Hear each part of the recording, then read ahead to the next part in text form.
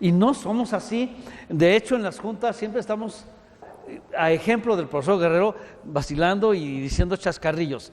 Así que más alegres. Pepe, por favor, tus impresiones. José Vergara no necesita presentación, amigos. Ustedes saben dónde trabaja y qué es y quién es. Gracias, Luis. Pues recordando aquel lejano año de 1972, y para aclarar tu duda respecto de quién es más grande, si Raúl Arroyo o tu servidor, yo soy mayor que Raúl Arroyo. Posteriormente nos conocimos, era bastante joven, precisamente lo conocí en el Archivo Histórico del Poder Judicial y previamente en su ingreso al CEINAC, no recuerdo exactamente el año, pero no fue muchos años después de ese año de 1972. En efecto, yo ingresé al CEINAC a invitación del profesor Raúl Guerrero. Él había sido mi maestro, tanto en la secundaria como en la preparatoria, y la clase que nos impartía era la de Historia de México, la de Historia Universal, también nos daba música. Hace un momento recordábamos cómo en el edificio de Bravo, en donde actualmente es la Dirección General del Consejo Estatal para la Cultura y las Artes, pues el profesor Guerrero subía a esa angosta escalera cargando un armonio o cargando un tocadiscos para sus clases de música. Yo recuerdo que la primera ocasión que escuché la Tercera Sinfonía de Beethoven fue precisamente en un disco que él llevaba y en ese tocadiscos que era portátil. Entonces, desde ahí, pues yo creo que él comenzó a sembrar en mí el interés por la historia. Él organizaba las excursiones al recién inaugurado Museo Nacional de Antropología. Ya te imaginarás entonces la edad que tengo. Si el museo acaba de cumplir 50 y tantos años, no, ya 60 años, porque se inauguró en 1964, entonces ya va para los 60 años. Y la primera visita que yo hice a este museo fue precisamente a invitación del propio profesor Guerrero, también a la zona arqueológica de Teotihuacán. Él era investigador en ese tiempo, un investigador independiente, había dejado su trabajo en el Instituto Nacional de Antropología e Historia, pero a través de esas clases fue sembrando en mí el interés por la historia. Aunque originalmente yo quería ser antropólogo, y en una ocasión, estando precisamente en el edificio de Bravo, en segundo año de secundaria, bajé y le dije: oiga, don Raúl, profesor, porque le decíamos profesor, yo quiero ser antropólogo. Y su respuesta fue: ¿de veras quieres ser antropólogo? Le digo: sí, profesor. No, mano, yo creo que mejor vete al mercado de Barreteros a vender pepitas. No sé qué tan bien o tan mal le haya ido a él como antropólogo, pero después recapacitó y me dijo: yo te aconsejo que vayas a la Facultad de Filosofía y Letras a estudiar la licenciatura en Historia. Y así le hice precisamente en el mismo año que se fundó el CEINAC. El 12 de octubre de 1972, aunque yo ya conocí al licenciado Menes precisamente a raíz de este sucesorio que llevaba mi madre por los bienes que había dejado mi bisabuela, doña Elisa Sevilla Villagrán, pues lo vine a reencontrar aquí, vine a encontrar a Héctor Samperio, vine a encontrar a Luis Rublúo, vine a encontrar a Luis Corrales, a muchos otros amigos que ya no están con nosotros desafortunadamente, pero que se convirtió esto en un grupo en el cual yo aprendí muchísimo. Creo que la biblioteca de Héctor Samperio, que en ese momento él puso a disposición de los integrantes del CEINAC, se convirtió en una especie de academia en el cual todos los sábados veníamos precisamente a buscar el libro, a hacer las lecturas que necesitábamos para emprender nuestras investigaciones. Creo que durante ese tiempo el trabajo que realizábamos como historiadores era precisamente a través de la excelente biblioteca de aproximadamente 8,000 volúmenes que el mismo Héctor Samperio había puesto a nuestra disposición. Y como bien lo recordaba el licenciado Menes, el fondo Hidalgo era un fondo que no pasaba de 10 libros, estaba por ahí el libro de la Comisión Científica de Pachuca, el catálogo de construcciones religiosas, los anales de Teodomiro Manzano, que eran así como la Biblia nuestra, y veíamos el resto de publicaciones que ya habían hecho otros estados, y eso se convirtió en un aliento y en un acicate para nosotros. Vamos a trabajar, vamos a investigar, vamos a superar, vamos a aportar más para el conocimiento de la historia de Hidalgo. Entonces, a partir de esa fecha, pues todos nosotros nos pusimos a trabajar y los resultados aquí están. De modo de que esos 4 siglos de historiografía hidalguense, con todo lo que ha producido, no únicamente los miembros del CEINAC, sino de las instituciones que algunos miembros del CEINAC fundaron, como es el caso de la Escuela de Historia o el Colegio de Historia que actualmente funciona en la universidad, es resultado de los esfuerzos que realizó un compañero nuestro, el doctor Víctor Manuel Ballesteros García, que son de los que ya se adelantaron en esta vida, y si no mal recuerdo fue una institución de investigación de historia en la Universidad Autónoma del Estado de Hidalgo, si no mal recuerdo, licenciado Méndez, tú me puedes corregir, fue fundada y establecida precisamente cuando tú fuiste rector de la universidad. Entonces, creo que es una aportación importante y la semilla se tuvo en el Centro Hidalguense de Investigaciones Históricas. Pepe, y luego también muchos de nosotros fundamos en Hidalgo, refundamos la corresponsalía de la Sociedad Mexicana de Geografía y Estadística, ¿verdad? Y luego, hace 2 años, la mayoría de nosotros fuimos fundadores de la Academia Hidalguense de la Historia. Entonces, como tú dices, hay varias instituciones. Luego, tú fuiste director del Centro INA, que eso también pues ayuda mucho al impulso. Yo fui coordinador de extensión universitaria con Juan Manuel Menes y también trabajamos en pro de la cultura cuando fue rector. Bueno, pues sí es cierto eso, que del CEINAC se generaron otras instituciones, aparte de muchos libros.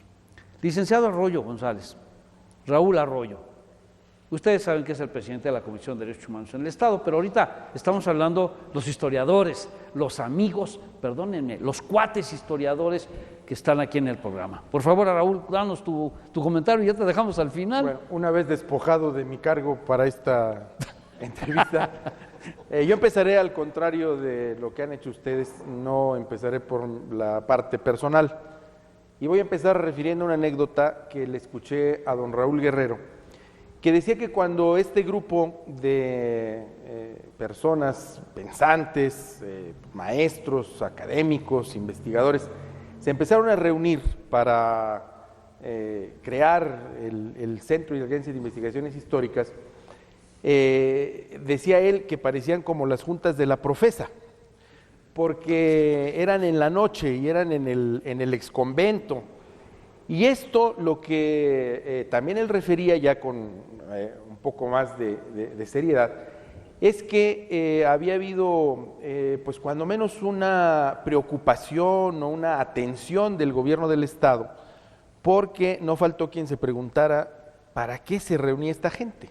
Sobre todo porque hay que recordar el contexto. En los años 70 había una preocupación desde el Estado acerca pues, de la reunión de gente pensante, ¿no? Había, hay que decirlo así, había algún temor, había que tomar algunas precauciones, no fuera a ser que se estuvieran reuniendo para alguna cuestión subversiva. De ahí entonces que el profesor dijera que eran como las juntas secretas de la Profesa y que finalmente cuando el centro se inaugura sí perciben esa preocupación, ese interés del gobierno del Estado de saber qué era lo que pasaba. Bueno, finalmente lo que pasó es que había un grupo de intelectuales que estaban reuniéndose y creo que en ese sentido la preocupación no era vana, la preocupación era válida, pues desde el momento en que había un conjunto de personas que significaban una posición en la sociedad, pero que además efectivamente eran gente pensante. Ya juntar a un sacerdote con un médico como Julio Ortega, con un profesor tan respetado como el profesor Guerrero, ¿no? Bueno, y un señor que viene de México como Luis Rubló, y un activista como Arturo Herrera, pues a cualquiera le tendría que llamar la atención. ¿Qué es lo que va a pasar ahí? ¿Qué es lo que van a hacer estos señores? Bueno, esa es la primera anécdota que para mí es como el inicio de una andadura que hoy llega a los 40 años y que sí efectivamente significó un parteaguas en muchos aspectos de la vida cultural del Estado. No, yo creo que no solamente de la historia, ni de la historiografía. Yo creo que el CEINAC ha ido dejando su impronta, tanto institucionalmente como a través de la actividad de cada uno de sus miembros, a lo largo de estos 40 años. Y cuando hagamos un recuento,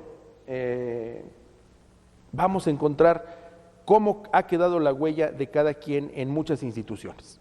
En muchas instituciones, además de la mayor importancia, como la Universidad del Estado, como el Centro INA, como la Fototeca Nacional.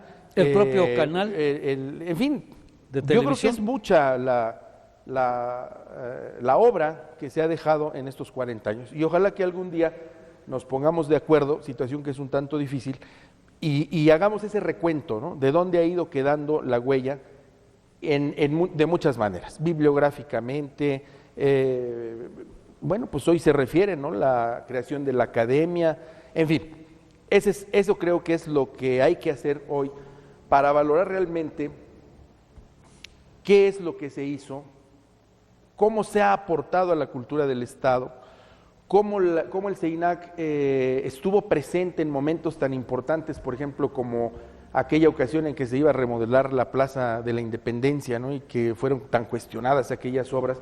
En fin, ahí estuvo el centro. Esa es una parte que hoy tendríamos que revalorar, y a partir de esas reuniones secretas que el profesor Guerrero refería, analizar esta trayectoria que yo estoy seguro tiene una huella muy importante y que por algo en aquellos inicios preocupó o cuando menos llamó la atención del gobierno del Estado. Lo segundo es lo personal y yo lo platico de manera muy rápida. Yo tuve en suerte en la preparatoria conocer a un don Raúl Guerrero, maestro medio serio, medio formal y muy afable. Ese maestro que por su forma de ser invitaba a que uno se metiera a la historia del país, sobre todo, ¿no?, pero con una forma de ser que no era nada adusta, sino al contrario, por eso mismo invitaba, por eso mismo atraía. Y luego en la Escuela de Derecho también tuve en suerte conocer al licenciado Juan Manuel Menes. Él me pidió hacer un trabajo de investigación y finalmente, pasados los años, con el apoyo de Luis Corrales, a quien encontré en otros avatares del teatro universitario, bueno, pues entonces llegué al CEINAC y me encontré con un CEINAC que no era esa reunión de viejitos que caricaturizaban los periódicos, sino que era una mezcla de muchas cosas, que tenía como columna vertebral la historia del Estado, pero en derredor de ello había cualquier cantidad de cosas que uno se imaginara, ¿no?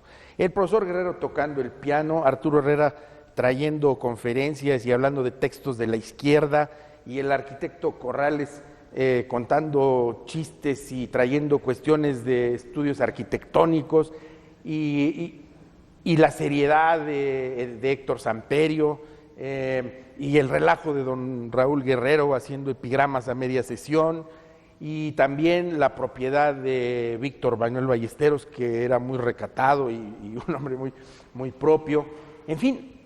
Y luego esa alucinante biblioteca de Héctor Samperio metida ahí en un corredor que olía entre humedad y libros, ¿no? Y la mesa llena de fotografías donde podía uno ver la boda de fulano, más el ingreso de sutano, más la excursión del otro, más la conferencia de aquel. Es decir, era una mezcla muy interesante. Pues eso es lo que a mí me queda en estos 40 años. Muchas gracias, Raúl. Me dicen que ya terminó este programa de hoy, de esta vez. Ya les dije que vamos a tener otro de 8 días.